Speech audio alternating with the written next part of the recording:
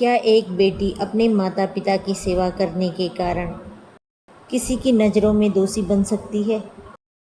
आज की कहानी एक ऐसी युवती की है जिसने त्याग, सेवा और साहस की ऐसी मिसाल पेश की कि आज भी उसका चरित्र पाठकों के मन को छू लेता है।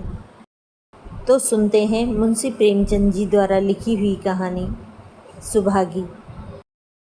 दूसरे लोगों के यहाँ जो चाहे होता हो, तुलसी महतो अपनी लड़की सुभागी को लड़के रामू से जौ भर भी कम प्यार न करते थे। रामू जवान होकर भी काठ का उल्लू था। सुभागी 11 साल की बालिका होकर भी घर के काम में इतनी चतुर और खेती-बाड़ी के काम में इतनी निपुण थी कि उसकी माँ लक्ष्मी दिल में डरती रहती कि कहीं लड़की पर देवताओं की आंख न पड़ जाए। अच्छे बालकों से भगवान को भी तो प्रेम है, कोई सुभागी का बखान न करे, इसलिए वह अनायास ही उसे डांटती रहती थी। बखान से लड़के बिगड़ जाते हैं, यह भय तो न था, भय था नज़र का। वही सुभागी 11 वर्ष की उम्र में विधवा हो गई।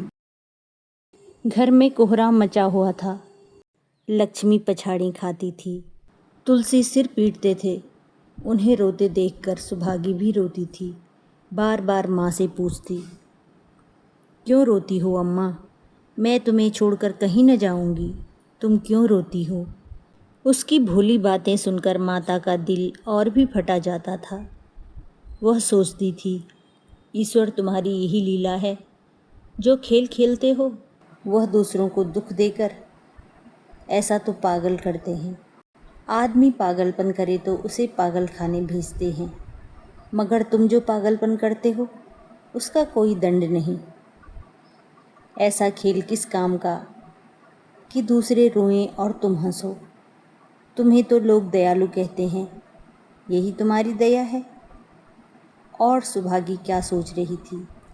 उसके पास कोठरी भर रुपए होते तो वह उन्हें छिपा कर रख देती।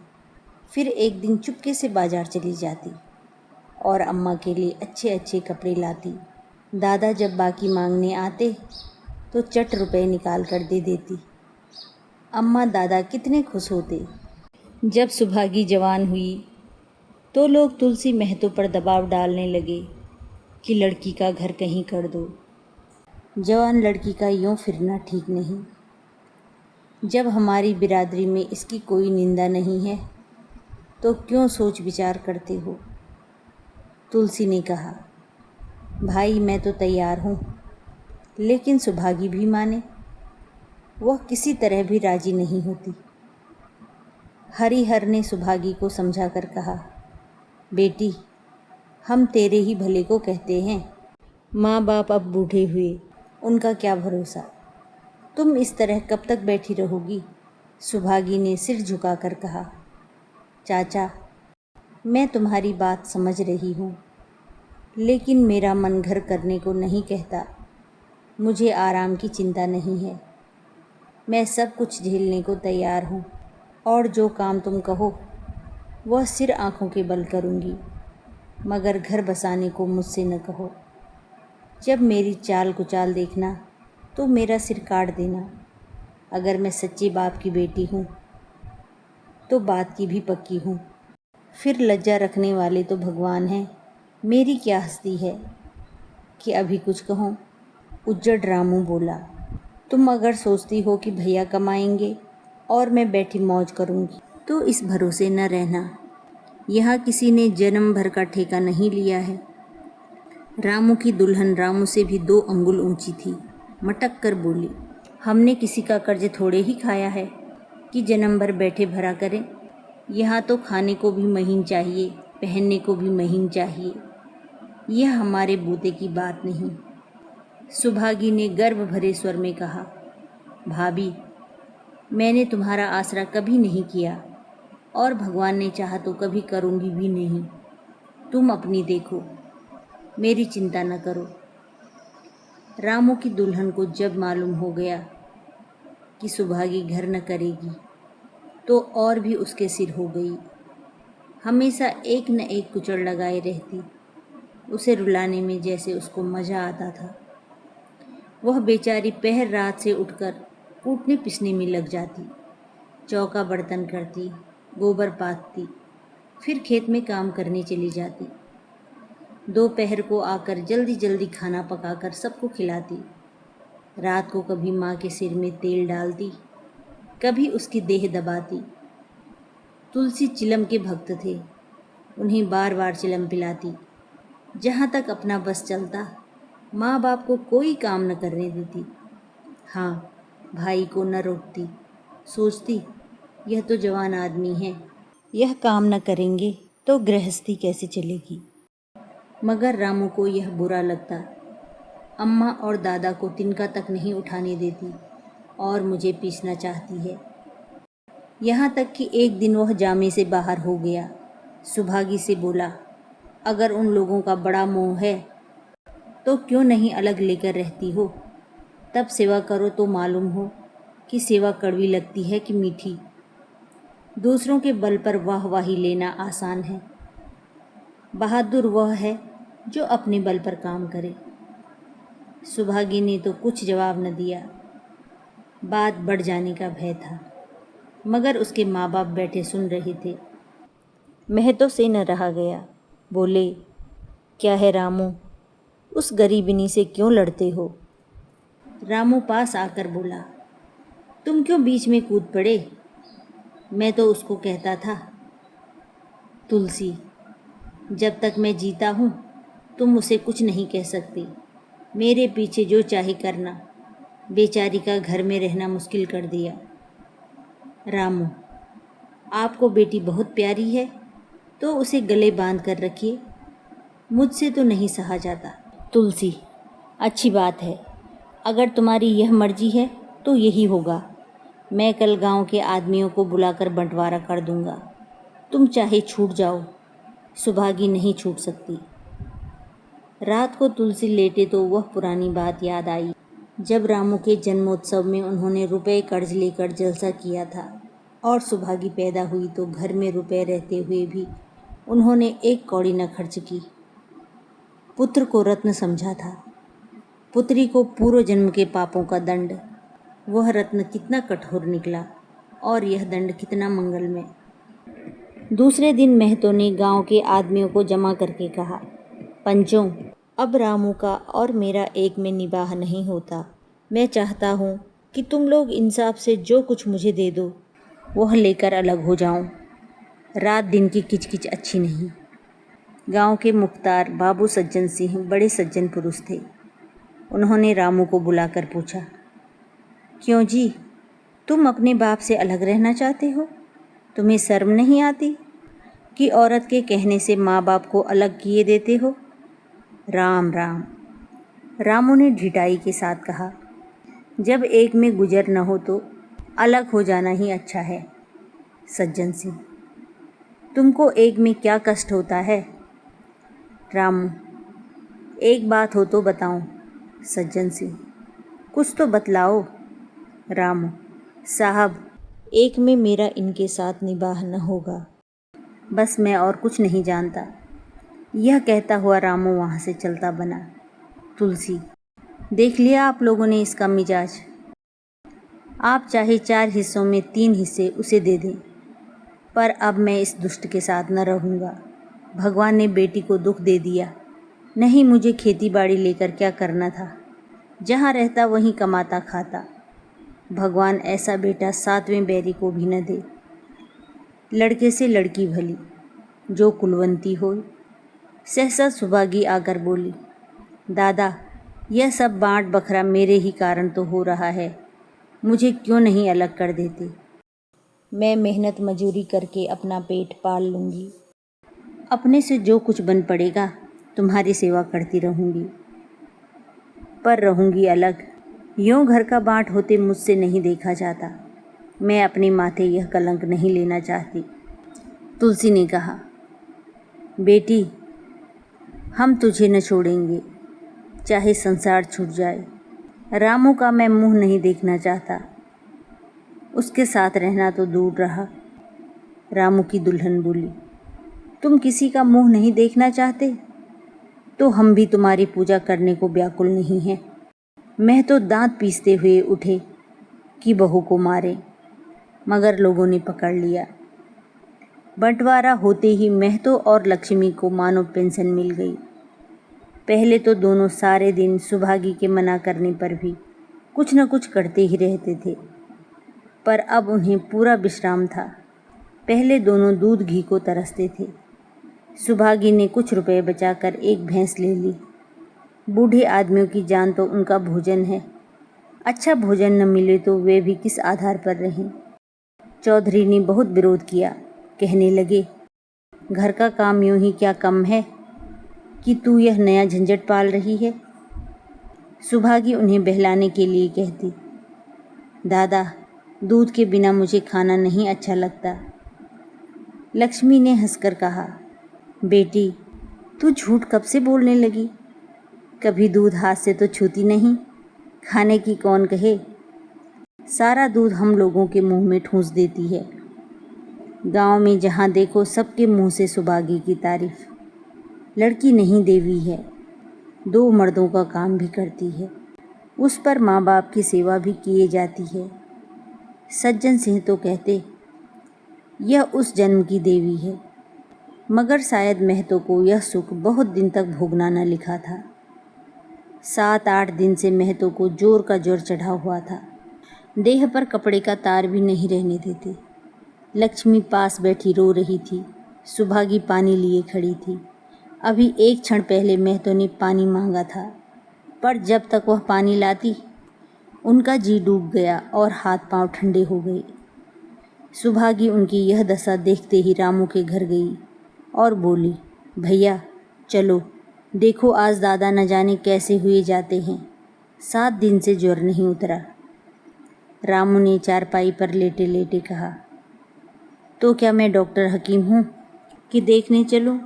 जब तक अच्छे थे तब तक तो तुम उनके गले का हार बनी हुई थी, अब जब मरने लगे तो मुझे बुलाने आई हो।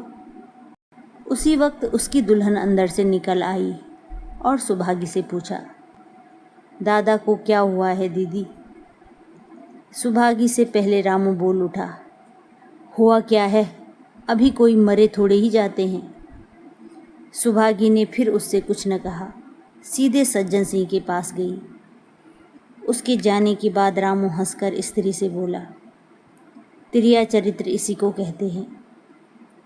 स्त्री, इसमें त्रिया चरित्र की कौन बात है, चले क्यों नहीं जाते? रामू, मैं नहीं जाने का, जैसे उसे लेकर अलग हुए थे वैसे उसे लेकर रहें, मर भी जाएं तो मैं न जाऊं। स्त्री हंसकर, मर जाएंगे तो आग देने तो जाओगे, तब कहाँ भागोगे? रामू, कभी नहीं, सब कुछ उनकी प्यारी सुभागी कर लेगी। स्त्री, तुम्हारे रहते वह क्यों करने लगी? रामू, जैसे मेरे रहते उसे लेकर अलग हुए, और कैसे? स्त्री, नहीं जी, यह अच्छी बात नहीं है। चलो देखावें, कुछ भी हो बाप ही तो हैं, फिर गांव में कौन मुंह दिखाओगे? रामू, चुप रहो, तुम उपदेश मत दो। उधर बाबू साहब ने ज्यों ही महतो की हालत सुनी तुरंत सुभागी के साथ भागे चले आए। यहाँ पहुँचे तो महतो की दशा और ख़राब हो चुकी थी। नाड़ी देखी तो बहुत धीमी थी। समझ गए कि जिंदगी के दिन पूरे हो गए। मौत का आतंक छाया हुआ था। सजल नेत्र होकर बोले, महतो भाई कैसा जी है? महतो जैसे नींद से जागकर बोले, बहुत अच्छा है भैया, अब तो चलने की बेला है। सुभागी के पिता अब तुम ही हो, उसे तुम्ही को सौंपे जाता हूँ। सज्जन सिंह ने रोते हुए कहा, भैया महतो घबराओ मत, भगवान ने चाहा तो तुम अच्छे हो जाओगे। सुभागी को तो मैंने हमेशा अपनी बेटी समझा है और जब तक जीऊँगा ऐसा ही समझता रहूँगा। तुम निश्चिंत रहो, मेरे रहते सुभागी या लक्ष्मी को कोई तिरछी आँख से न देख सकेगा। और कुछ इच्छा हो तो वह भी कह दो। महतो ने विनीत नेत्रों से देखकर कहा, और कुछ नहीं कहूँगा भैया, भगवान तुम्हें सदा सुखी रखे। सज्जन सिंह, रामू को बुला कर लाता हूँ, उससे जो भूल चूक हो क्षमा कर दो। मैं तो नहीं भैया, उस पापी हत्यारे का मुंह मैं नहीं देखना चाहता। इसके बाद गोदान की तैयारी होने लगी।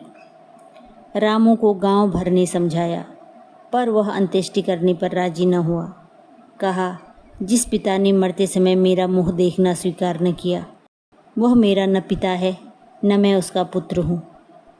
लक्ष्मी ने दाह क्रिया की। इन थोड़े से दिनों में सुभागी ने न जाने कैसे रुपए जमा कर लिए थे कि जब तेहरी का सामान आने लगा तो गांव वालों की आंखें खुल गई। बर्तन, कपड़े, घी, शक्कर, सभी सामान इफरात से जमा हो गए। रामू देख देख जलता था और सुभागी उसे जलाने के लिए सबको यह सामान दिखाती थी। लक्ष्मी ने कहा, बेटी, घर देखकर खर्च करो, अब कोई कमाने वाला नहीं बैठा है, आप ही कुआं खोदना और पानी पीना है। सुभागी बोली, बाबूजी का काम तो धूमधाम से ही होगा अम्मा, चाहे घर रहे या जाए। बाबूजी फिर थोड़े ही आएंगे। मैं भैया को दिखा देना चाहती हूँ कि अबला क्या कर सकती है। वह समझते होंगे इन दोनों के लिए कुछ न होगा। उनका यह घमंड तोड़ दूंगी। लक्ष्मी चुप हो गई। तेरही के दिन 8 गांव के ब्राह्मणों का भोज हुआ। चारों तरफ वाह वाह मच गई। पिछले पहर का समय था। लोग भोजन करने चले गए थे। लक्ष्मी थक कर सो गई थी। केवल सुभागी बची हुई चीज़ें उठा उठा कर रख रही थी कि ठाकुर सज्जन सिंह ने आकर कहा, अब तुम भी आराम करो बेटी, सवेरे यह सब काम कर लेना। सुभागी ने कहा, अभी थकी नहीं हूँ दादा। आपने जोड़ लिया कुल कितने रुपए उठे? सज्जन सिंह, वह पूछकर क्या करोगी बेटी? कुछ नहीं, यूं ही पूछती थी। कोई 300 रुपये उठे होंगे। सुभागी ने सकुचाते हुए कहा, मैं इन रुपयों की देनदार हूँ। तुमसे तो मैं मांगता नहीं। मैं तो मेरे मित्र और भाई थे, उनके साथ कुछ मेरा भी तो धर्म है। आपकी यही दया क्या कम है कि मेरे ऊपर इतना विश्वास किया? मुझे कौन 300 रुपये देता? सज्जन सिंह सोचने लगे, इस अबला की धर्म बुद्धि का कहीं वार पार भी है या नहीं। लक्ष्मी उन स्त्रियों में थी जिनके लिए पति वियोग जीवन स्रोत का बंद हो जाना है। 50 वर्ष के चिर सहवास के बाद अब यह एकांत जीवन उसके लिए पहाड़ हो गया। उसे अब ज्ञान हुआ कि मेरी बुद्धि, मेरा बल, मेरी सुमति, मानो सबसे मैं वंचित हो गई। उसने कितनी बार ईश्वर से विनती की थी, मुझे स्वामी के सामने उठा लेना, मगर उसने यह विनती स्वीकार न की। मौत पर अपना काबू नहीं, तो क्या जीवन पर भी काबू नहीं है? वह लक्ष्मी जो गांव में अपनी बुद्धि के लिए मशहूर थी, जो दूसरे को सीख दिया करती थी, अब बौरही हो गई थी। सीधी सी बात करते नहीं बनती। लक्ष्मी का दाना पानी उसी दिन से छूट गया। सुभागी के आग्रह पर चौके में जाती, मगर कौर गले से नीचे न उतरता। 50 वर्ष हुए, एक दिन भी ऐसा न हुआ कि पति के बिना खाए खुद खाया हो। अब उस नियम को कैसे तोड़े? आखिर उसे खांसी आने लगी। दुर्बलता ने जल्द ही खाट पर डाल दिया। सुभागी अब क्या करे? ठाकुर साहब के रुपए चुकाने के लिए दिलो जान से काम करने की ज़रूरत थी। यहाँ माँ बीमार पड़ गई। अगर बाहर जाए तो माँ अकेली रहती है। उनके पास बैठे भी तो बाहर का काम कौन करे? माँ की दशा देखकर सुभागी समझ गई कि इनका परवाना भी आ पहुँचा। महतो को भी तो यही जड़ था। गांव में और किसे फुर्सत थी कि दौड़ धूप करता।